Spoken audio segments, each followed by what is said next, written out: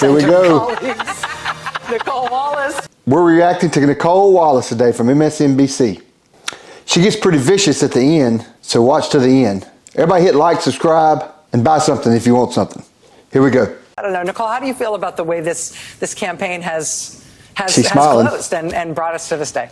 I don't think that she could have contrasted herself with any actions more than she did in probably the last 2 days. I mean, hers has been sort of a case study in humility, right? At every big Very moment, humble. she has Very taken humble. her platform and asked people for their vote. She's assumed nothing. She's talked about the work, and then she goes out and she does the work.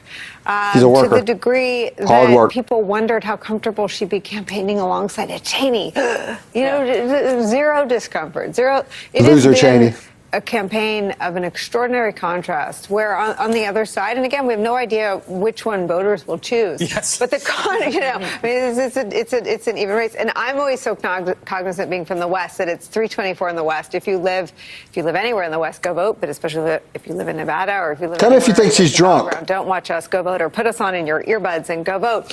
But the contrast in the closing days is just been so profound. Mm-hmm. And being willing to do the work herself, while Republicans and battlegrounds don't see evidence of any of that kind of work. Other work's being done, right? There's a lot of stuff happening on Twitter or She's X or gonna win. whatever it is, but not this kind of traditional campaign work of humbly asking people to vote for them. That her campaign will be about her. On the other That's what side, you're hearing, that Republicans aren't She's a seeing grinder. evidence of the Republican ground game the way that Democrats are. Correct. And in households where there are registered Republicans and Democrats, the Harris campaign has talked to them, to people with Harris Vance signs outside saying no one will know who you vote for. They've asked for those voters too. Lie to them. Mm-hmm. And so Lie I to think your we'll husband. find out if there's still power in the humility of asking for people's votes. So the reason we're talking about it is because in a tight election, that stuff matters. That's it. I mean, I think if the polls were different, work. if we were at a different moment in our country's politics, this might not be the first thing you turn to us and we both say. Yeah. But it's not that kind of election so far as we know. No. Donald Trump has won the presidential election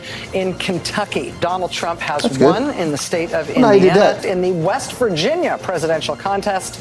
In West Virginia, Donald Trump is Those are easy the for Trump. winner. Don't worry. We're getting to Kamala's going to the win. beginning of the data telling a story. For now, it's really Stephanie's reporting and Jacob's reporting that's told the story. And whatever data comes in, none of it includes the people still standing online. So it's it requires so much restraint, right, to sort of take in the data. We have we have sort of the standard bearer in the industry. Kind of dramatic. But this hour will be the beginning of data starting to tell us anything about the electorate, but the fact that it may be hours before votes are cast in these battleground states means it could be a long time before we know the results of anything. It's at poll closing in the state of Florida that Donald Florida. Trump has won the At state poll- of Florida, at poll closing. projecting Donald Trump to be the winner in Tennessee. Donald Trump projected to win the presidential race in the state of Missouri.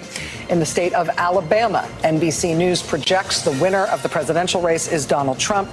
In the state of Oklahoma, NBC News projects that the winner of the Every county went red in is Oklahoma. Donald Trump. NBC News can project that the winner of the presidential contest in Arkansas will be Donald Trump. Nicolle, you're going to jump in there. I mean, I think we're going to be watching these dynamics, and they're not going to fall in the way that we receive data, right? I mean, the story that we've all been It's really covering, not. the thing we've been talking about, the thing that Stephanie and Chris are getting I at think she's drunk. is really at its core a gender gap on the issue of bodily autonomy. And I think that is not... Those are the things you're getting in your ear, right? The calls you have to make. You're not getting a call on the gender gap. And I think that the way it's going to play out is going to be very slow and tedious. And I think it's going to mean that women are coming out for Kamala. some of the people that used to be Republicans are now independents. We're going to be putting people in Nobody's categories for Republican. a long time, and we're not going to know They're the either independent or results of some of Democrat. because to your point, a state that Trump won handily has 57, perhaps, maybe they'll get up to 60% of its voters, He won men by and 14. women, young and old, who support abortion rights. The other thing is, we've talked about, I think the Iowa poll and your interview with Dan Salzer really That was a brought good poll. this to bear. Polling young people is impossible, and really nobody gets it right. So we don't have good models for how many of them will turn out. We don't actually know she was till day definitely of wrong. how many will turn out, and it depends on She their missed schedules. about It 10 or depends on the 15 weather. It points. depends on the entertainment. It depends on their motivation, and we don't have great models for predicting their turnout, and we have even worse models for predicting how they're going to vote. So it might be one of them. I keep saying that's true. We might not know until late in the night, or maybe even tomorrow. Yeah, but or maybe this is a one of year the from most now. opaque voting groups. Chris, Donald Trump has won in the great state of Texas. NBC News can also project a winner in the presidential race in North Dakota. The winner is Donald Trump. NBC News also projects a winner in the presidential race in South Dakota. The winner is Donald Trump. NBC News also projects a winner in the Wyoming presidential race. The winner is Donald Trump. Nicolle, I want to get you on this, and then we're going to go back to Steve on some North Carolina. All I was going to say is don't lose sight of the number, 57%. Because if Harris's gender gap women are takes coming up out to for 57%, that has 57% of all voters in Florida voted for abortion access. Yeah. If that number tells us a story about how people voted in a deep red state that wasn't even a toss-up, as Lauren said, that he won by 14. 57% in Florida voting for reproductive health care is an important number to keep an eye on. Is 55 to 57? Is that if that's where Harris comes in with women, with all voters, with men and women? He won the state by 14. Was number one. It might be a long night, but it could be a very good night for the Harris campaign. Steve, NBC News can also project in Mississippi that the winner of the presidential contest is Donald Trump. NBC News can also project in Louisiana that the winner of the presidential contest is Donald Trump. Donald Trump is projected to be the winner in the state of Ohio. We are in a realm of no surprises here, which is where we've been all night. Which is where David Plouffe sat, right where Jen Psaki is sitting. And I think we asked about some of these other states, and he shut it down and said, no. And they are waiting for what you just mentioned. I mean, they're watching the blue wall, and they're watching it. It's a red wall. Not anxiously yet, that would be too strong, but eagerly, if you will. I mean, but the winner of the presidential race in Kansas is Donald Trump. Donald Trump. That was easy. Win the presidential race in Utah. Another easy one. NBC News also projecting a winner in the presidential race in Montana. The final polls were, I think the final Marist poll, right, was +4 nationally. I mean, I think that what we're seeing is what that looks like. And no, we're not. National number, and you toss it around, and you think, I don't know, that feels fine. I think she's drunk. You said a few minutes ago, let's be blunt. Let's be blunt. I think when you watched what Donald Trump did in 2020, what Democrats were fantasizing about was a landslide victory, where he wouldn't be able to peer at a red mirage. It was a landslide victory. And so some of what was wanted and desired was a sweep that in a 50-50 country where the final best poll had her +4 nationally really didn't, none of the data suggested that something that would disallow Donald Trump to claim victory before the results were known. That really wasn't on the table. We live in an evenly divided country, and it creates anxiety, but it also requires patience. And the fact that there were still people waiting online during the last live shot that Jacob Soboroff did, the fact that there are still people voting in the West means we really do have to do what Jen said, because we have to wait for the votes to be counted. Now, what will start to be something we keep an eye on is Donald Trump is against all the votes being counted. At least 4 years ago, that was his public position. Right. That's right. And so I think there'll be a moment when it is very much still up in the air, when Steve is still tapping counties and we only see numbers like 34, 44, we don't have all the vote in. And I think this will become another test for the country and our patience. I think that's right. But I think, again, going back to how the Harris campaign approached this candidacy in these 2 weeks, they sat there presuming that 49% of the country was in. They built a campaign designed to defeat a Donald Trump campaign that won over and turned out 49% of the vote.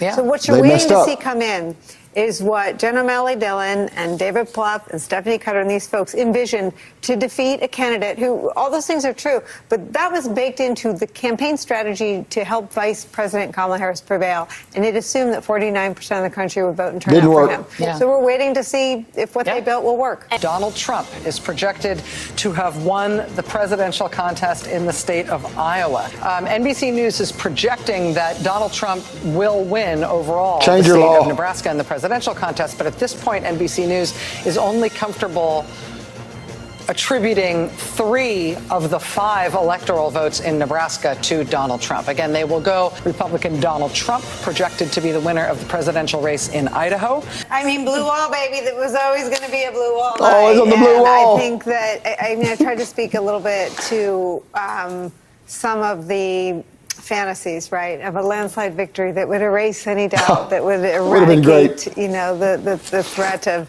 something drawn out. And that is, I'm so loath to quote Don Rumsfeld with all of you, but I will anyway. I feel like Liz Cheney has made that somewhat acceptable again. Still not acceptable. You go to the polls with the country that you have, and the country we have lives in two totally separated information ecosystems. Whatever happens, we'll have to really understand the information consumption that young men have and why they think that the economy will be better under Donald Trump. It's all on you, man. I think that waiting for these blue wall states to come in because they're so close, because households are divided, right? There could be a yard sign in a house that doesn't represent how everyone in the house will vote in either direction. And so I think it's going to be a late night. And I think it's the polls. I mean, I guess a slice of good news that the polls have accurately captured this dead heat. A winner in the presidential contest in North Carolina. That's a big one. NBC News projects that the winner in the presidential race in the state of North Carolina is Donald Trump. This is our first projection of a result in any of the 7 big swing states. Revenge. The first swing state to be projected by NBC News tonight is North Carolina, going to Donald Trump. Well, and I think it goes back to what David Plouffe said there, and said they built a campaign for Kamala Harris to try to defeat a Donald Trump that had a 48% ceiling. It looks like from some of what Steve Kornacki is telling us that his ceiling might have been higher this time. Yeah, you think? Absolutely opposed to the policy position that they are then voting for in a ballot measure. Well, which tells us something important about policy, right? Yeah. That maybe this was never about policy. Maybe it's about cultural alienation. It's about prices. From the pro-democracy coalition. I mean, I don't even know if you can call it the Democratic Party. Vice President Kamala Harris ran alongside Liz Cheney, and a whole bunch of people. Basically, Democrat and Republican. Numbers of Latino men, mostly men, but women also felt no magnetic pull toward that coalition. And what about the joke? A lot to learn. I just read some comments Chuck Todd made that are similar to comments you made and that Ari's made. I mean, there is a story about realignment, and of course the ultimate outcome is not known. But what we're learning about how people voted, they did not vote in along sort of even traditional party lines. I mean, your point earlier about black voters, but there are supposed to vote your race that you're talking about that didn't make a difference in terms of how people voted, and then there are policies that mattered very much to how people voted, but just not at the top of the ticket. So there's a whole lot of information that we're going to be digesting in the coming days. In a battleground state.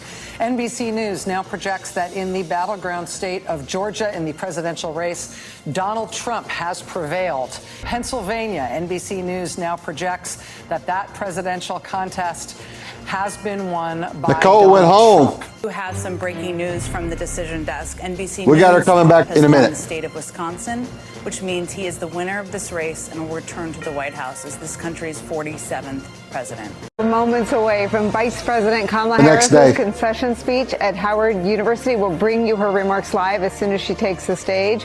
It is, of course, not the history she had hoped to make, but it will be an important message to the country and to everyone who fought alongside Vice President Kamala Harris in this unique and unprecedented and deeply abridged contest for president.